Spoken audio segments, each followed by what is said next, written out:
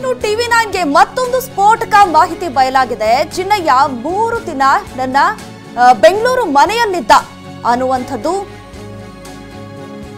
ಅನ್ನುವಂಥದ್ದು ಈಗ ಜಯಂತ್ ಒಪ್ಕೊಂಡಿರುವಂಥದ್ದು. TV9ಗೆ ಜಯಂತ್ ಟಿ ಸ್ಫೋಟಕ ಮಾಹಿತಿಯನ್ನ ಹಂಚಿಕೊಂಡಿದ್ದಾರೆ.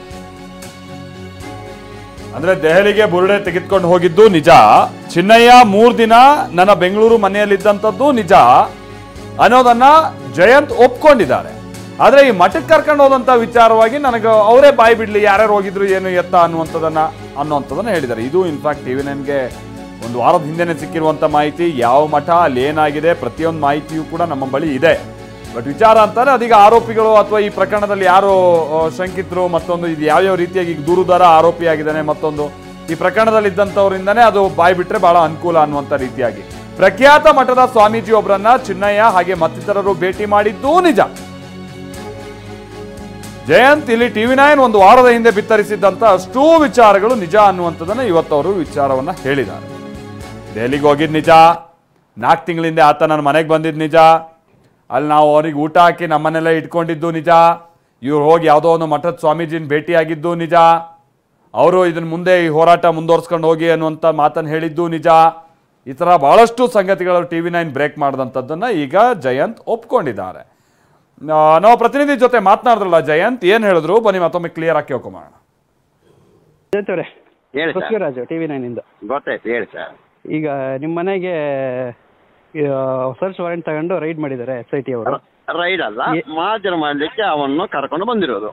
ಓಕೆ ಓಕೆ, ರೈಡ್ ವಾರಂಟ್ ಇದು ಯಾವುದಿಲ್ಲ ನನಗೆ. ಸರ್ಚ್ ವಾರೆಂಟ್ ತಗೊಂಡಿದೀವಿ ಅಂತ ಬಂತು ಇನ್ಫಾರ್ಮೇಶನ್, ಹಂಗಾಗಿ ಹೇಳಿದೆ.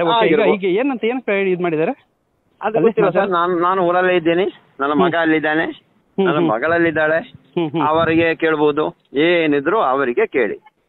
ಅಂದ್ರೆ ಅವರಿಗೆಲ್ಲ ಈ ಸಣ್ಣ ವಯಸ್ಸಲ್ಲಿ ಹೆಂಗೋ ಸುಳ್ಳು ಹೇಳಿಕೆ ಬರಲ್ಲ, ಅವ್ರ ಸತ್ಯವನ್ನೇ ಹೇಳ್ತಾರೆ. ಏನಿದ್ರು ಕೇಳಿ. 4 ತಿಂಗಳ ಹಿಂದೆ ಹೌದು ನಾನು ಕರ್ಕೊಂಡು ಬಂದ್ರು. ಹೌದು, ಅವ್ರನ್ನು ಬಂದಿದ್ದ ವಕೀಲ ಹತ್ರ ಹೋಗಿ ಅವನಿಗೆ ಇರ್ಲಿಕ್ಕೆ ಜಾಗ ಕೊಟ್ಟೆ. ಕರ್ಕೊಂಡು ಬಂದರೆ ಇರ್ಲಿಕ್ಕೆ ಜಾಗ ಕೊಟ್ಟಿದ್ದೀನಿ.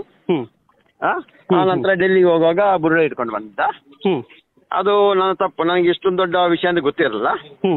ಅವತ್ತಿಂದ ನಾನು ಅವ್ರಿಗೆ ಒಟ್ಟಿದ್ದೆ, ಅಂದ್ರೆ ಜಾಸ್ತಿ ಏನಿಲ್ಲ, ಮತ್ತೆ ಜಾಸ್ತಿ ವಿಷಯ ಅವನಿಗೆ ಮಾತಾಡ್ಲಿಕ್ಕೆ ಆಗ್ತಾ ಇರಲ್ಲ. ಏನು ವಕೀಲ ಆಯ್ತು ಅವನಾಯ್ತು. ನಾನು ಕರ್ಕೊಂಡು ಹೋಗೋದು, ಕರ್ಕೊಂಡು ಗಾಡಿ ನಮ್ಮ ಆಟೋ ಬುಕ್ ಮಾಡೋದು, ಅದ್ರಲ್ಲಿ ಹೋಗೋದು, ಕರ್ಕೊಂಡು ಬೈಕಲ್ಲಿ ಹೋಗಿ ಆಗ್ತಾ ಇರಲಿಲ್ಲ.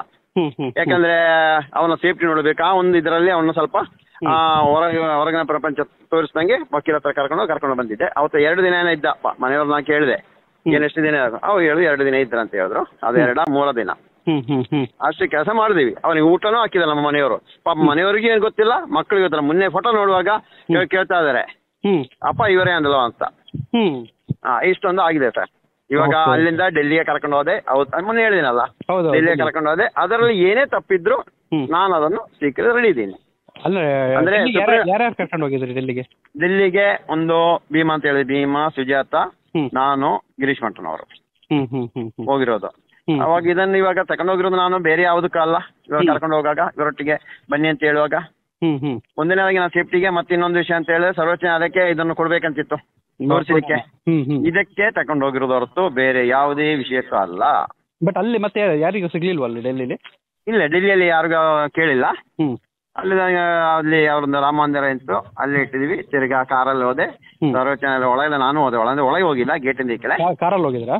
ಕಾರಲ್ಲಿ, ಬಾಡಿಗೆ ಕಾರಲ್ಲಿ ಮಾಡಿ ಹೋಗ್ಬಿಟ್ಟು ಅಲ್ಲಿಂದ ತಿರ್ಗಾ ಓಕೆ ಅಂತ ಹೇಳಿ ತಿರ್ಗಾ ಬಂದೆ. ತಿರ್ಗಾ ತಂದು ಅದೇ ತರನೇ ಮಹೇಶನ ಮನೆಗೆ ಇಟ್ಟೆ. ನಂದು ಕೆಲಸ ಇಷ್ಟು ಮಾಡಿದೀನಿ. ಮತ್ತೆ ಅಲ್ಲಿಂದ ಕಾರ್ಡಿನ ತಂದಿರೋದು, ಮೆಡಿಕಲ್ ತಂದಿರೋದು, ಅಲ್ಲ ಲ್ಯಾಬ್ ಇಂದ ತಂದಿರೋದು, ಇದು ಯಾವುದು ಇಲ್ಲ. ಬುರುಡೆ ತಂದಿದ್ದೆ ಯಾರು ಫಸ್ಟ್? ಅದು ಅವನೇ ತಗೊಂಡ್ ಬಂದಿದ್ದ. ಅವನೇ ತಂದ. ಅದನ್ನ ಹೇಳಿದ್ರಲ್ಲ ನಿನ್ನೆ, ಗಿರೀಶನ್ನ ಹೇಳಿದ್ರಲ್ಲ, ಆ ಟೈಮಿಂಗ್ಸ್ ಮ್ಯಾಚ್ ಮಾಡಿ ಅಂತ. ಗಿರೀಶನ್ನ ಮತ್ತೆ ಇವರು ಇಬ್ರು ಅಲ್ಲೇ ನೇತೃತ್ವ ಎಲ್ಲೋ ಅಂತ ಗೊತ್ತಿಲ್ಲ, ಅಲ್ಲಿ ನನ್ನ ಟವರ್ ಲೊಕೇಶನ್ ಮ್ಯಾಚ್ ಮಾಡಿ ಅಂತ ಹೇಳಿದ್ದಾರೆ. ಯಾವ ಡೇಟು ಏನಂತ ಎಲ್ಲ ನೋಡಿ ಅವ್ರು ತಂದು ಕೊಟ್ಟರು ಹೌದಂತ ಅವ್ರು ಒಪ್ಕೊಂಡಿದಾರಲ್ಲ. ಈಗ ಅವ್ನು ಅಲ್ಲಿ ತಮಿಳ್ನಾಡಿಂದ ತಂದ ಅಂತ ಹೇಳ್ತಾರೆ, ನಿಜಾನ ಅದು? ಹಿಂಗೆ ಇಲ್ಲ ಸರ್, ಮಣ್ಣು ಟೆಸ್ಟ್ ಮಾಡ್ಬೋದಲ್ಲ ಸರ್ ಅದರಲ್ಲಿ. ಕರೆಕ್ಟ್. ಮತ್ತೆ ಅವನದು ಏನಂತ ಹೇಳಿದ್ರೆ ಅವನಿಗೊಂದು ಸರಿಯಾಗಿ ಹೇಳ್ತಾ ಇಲ್ಲ ಯಾವುದನ್ನು. ಮುನ್ನೆ ಹೇಳೋ ಮಹೇಶನ್ನ ತೋಟದಿಂದ ತಂದಿರೋದು ಅಂತ ಹೇಳ್ತಾ ಇದ್ದಾನೆ, ಅಲ್ಲಿಂದ ಮಣ್ಣು ತಗೊಂಡು ಹೋಗ್ತಾ ಇದಾರೆ. ಇವಾಗ ಯಾವ ಉದ್ದೇಶಕ್ಕೆ ಈ ತರ ಒಂದೊಂದು ಹೇಳಿಕೆ ಕೊಡ್ತಾ ಇರೋದೊಂದು ಗೊತ್ತಾಗ್ತಾ ಇಲ್ಲ.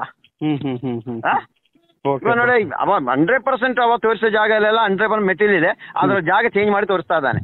ಅವನೇ ಜಾಗ ಅವನ್ನೇ ತೋರಿಸ್ತಾ ಇದ್ದಾನೆ. ಅಲ್ಲಿ ಧರ್ಮಸ್ಥಳ ಗ್ರಾಮದಲ್ಲಿ ಕೇಳಿ ಪ್ರತಿಯೊಬ್ರು ಹೇಳ್ತಾರೆ. ಯಾಕೆ ಹೆಂಗೆ? ಯಾಕೆಂದ್ರೆ ಗೊತ್ತಿಲ್ಲ. ಅದ ಸ್ಟಾರ್ಟಿಂಗ್ ಹೋಗುವಾಗ ಯಾರಾದ್ರೂ ಅಲ್ಲಿಂದ ಭಯ ಬೀಳಿಸ್ತಾರಾ, ನಿಮಗೆ ಹೇಳಿ ಏನೋ ಸಿಕ್ಕ ನೀನು ಜೈಲ್ ಅಂತ ಹೇಳಿರ್ಬೋದಾ, ಈ ರೀತಿಯಲ್ಲಿ ಇರ್ಬೇಕು. ಅದಕ್ಕೋಸ್ಕರ ನಾವು ಜಾಗ ಎಲ್ಲ ಚೇಂಜ್ ಮಾಡಿ ತೋರಿಸ್ತಾ ಇರೋದು. ಅವ ತುಂಬಾ ಆಟ ಆಡ್ತಾ ಇದ್ದಾನೆ. ಅದ್ರ ನಾವೊಂದು ವಿಷಯ ಹೇಳ್ತೀನಿ, ಇಂದಿಗೂ ಅವತ್ತು ಇವತ್ತು ಹೇಳೋದು, ಯಾವುದೇ ದೇವಸ್ಥಾನ ವಿರುದ್ಧ ಅಲ್ಲ, ಯಾವುದೇ ವ್ಯಕ್ತಿ ವಿರುದ್ಧ ಅಲ್ಲ, ಅದು ಅತ್ಯಾಚಾರಿ ಕೊಲೆಗಡುಕರ ವಿರುದ್ಧ. ಮತ್ತೆ ನಾನೊಂದು ವಿಷಯ ಹೇಳ, ದೊಡ್ಡ ಸ್ವಾಮೀಜಿ ಅವರನ್ನು ಇವರು ಮೀಟ್ ಮಾಡಿದ್ದಾರೆ, 1 ವರ್ಷ ಹಿಂದೆ ಮೀಟ್ ಮಾಡಿದ್ದಾರೆ ಇವರು. ಯಾರು ಇವರು 3-4 ಜನ ಎಲ್ಲ ಹೋಗಿ. ಯಾರು? ಇವನು ಚೆನ್ನೈ ಹೌದು, ಚೆನ್ನೈ. ಅದು ಹೇಳ್ತೀವಿ ನಾವು, ಅವರ ಬಾಯಿಂದ ಬರ್ಲಿಕ್ಕೆ ನಾನು ಕಾಯ್ತಾ ಇದ್ದೀನಿ. ನಾನು ಅದನ್ನೇ ಕಾಯ್ತಾ ಇದ್ದೀವಿ, ಅವ್ರ ಬಾಯಿಂದ ಬರ್ಲಿ ಅಂತ. ಹಂಗೆ ಸ್ವಾಮೀಜಿ ಹೇಳಿದ್ರು, ಸರಿ ಓಕೆ ಕಾನೂನು ಪ್ರಕಾರ ಮುಂದುವರಿಸಿ ಅಂತ ಹೇಳಿದ್ರು. 1-1.5 ಗಂಟೆ ಮಾತಾಡಿದಾರಂತೆ.